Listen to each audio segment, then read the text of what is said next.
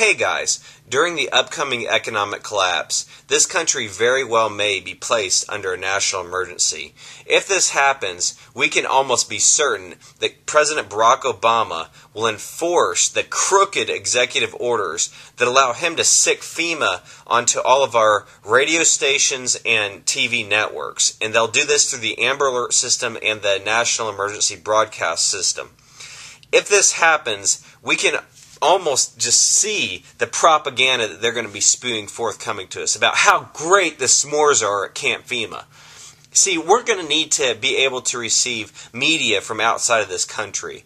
And in order to do that, you'll be needing a shortwave radio receiver or a ham radio to receive media, just radio media, through the world. And I received stations in Australia and in Russia, and they're English-speaking stations through this little box here that I purchased for about $15 on eBay. This is one of the cheapest ways that you can get media from outside of this country.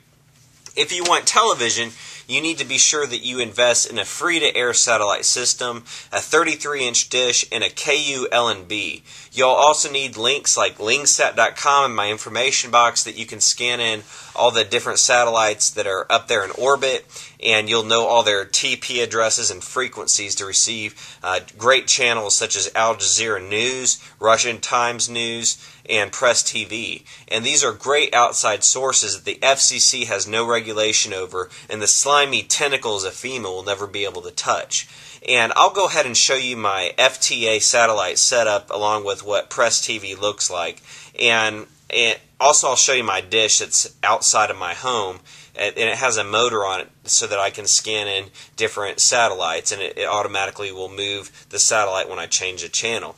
This is also a great way to save money because there's a lot of other stations other than news channels if you want to get rid of your Dish Network or DirecTV cable or anything like that, which will all be compromised by FEMA, by the way, if they take it over. If you want to get rid of it anyway and save money, hey, you know what? These stations, they're not the best in the world. They're not your typical History Channel, which only plays videos about alien invasions, it seems, these days. But it basically will allow you to receive news, sports, and different programming throughout the world.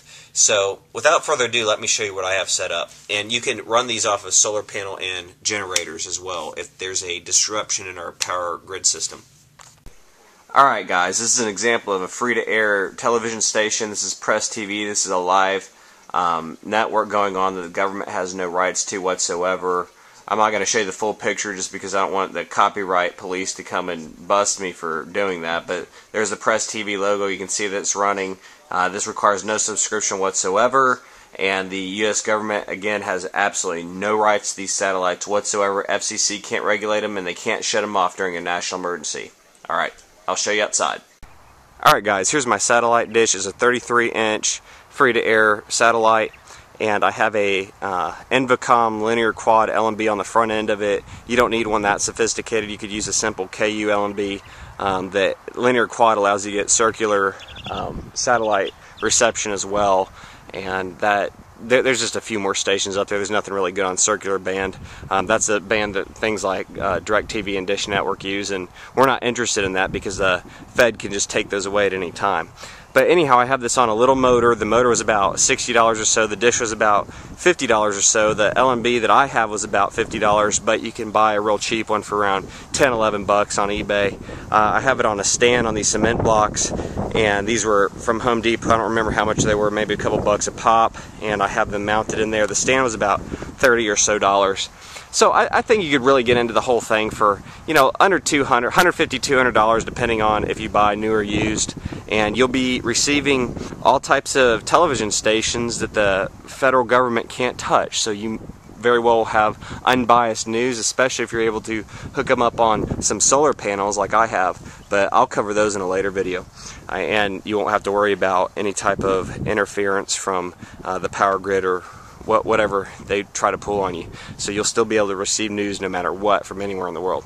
So anyway, I thought this would just make a good addition, and I'll see you next time.